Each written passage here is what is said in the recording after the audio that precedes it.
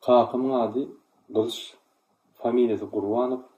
O hojulugyna köp işläp bir topar açyşlar etdi. Paxta önümçülügi östürdi. Ilymlaryň doktory boldy. Pulunu men verdim. Men kakam Gurban Kari diýilen adam siyasat kafedra müdiri men institutda.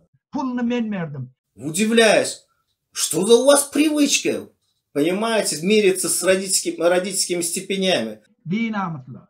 А мы провинциалы, которые не доросшие до государства, как вы говорите. Çopon adamlaram gerek bolacak bir de. Что? Geldi. Ýüle menden öňgürli dozal. Ýülen öz bulatlara biraz öz garaýşy bar. Что? Meniň maşgalam Berdiýewa Aýna. Sen ne etpiyorsun ayağın maşgalana? Yok, Dinamıtla. Meniň maşgalamyň kagafy Berdiýew Ataberdiýew. Aşgabatda hormatly oftalmolog bolup köp ýyllap işledi.